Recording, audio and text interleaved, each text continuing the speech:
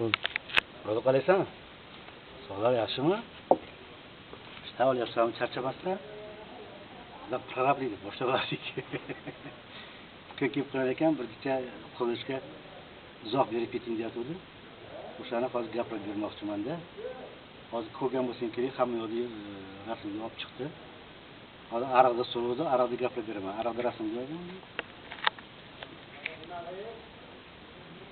Gapir. Oladimi? O narigi Andijon ayvonida hisobi chiqib, maydan 1 metr qoldirib, o'sha kesidagi joy tashlagandan keyin ariqda cho'l yo'q turib oldidan to'g'ri yangitdan ariq qo'ladi. Beton qilib, shu monolit beton qilib, teyini boshqa, tevasini boshqa qilmasdan bitta yaxlit ariqda qoldirmasang, rasul uyning nimasiga, mana fasad tomoniga mos kelib ketadi. Mana tenicha buriladi, konstruksiya qilinadi. To'g'ri beton qilib yangi ariq solasan.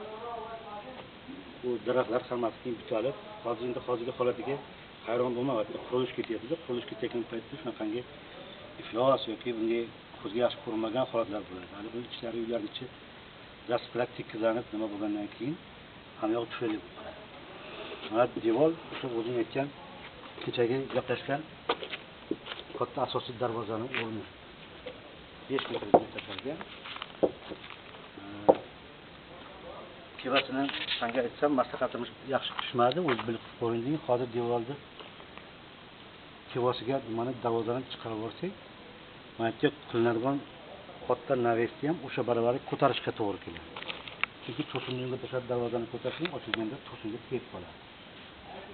Endi aslini olganda darvoza ichi katta qoldi, 5 metr. 4 metr qilinganda o'sha 1 metr odam kiradiganiga 3 metr mashina katta darvoza hisobiga o'tib qo'yiladi. Endi yana ko'ramiz. Uygacha hali kelib qolsam, tevasini yopishda hali shoshilmasak kerak menimcha.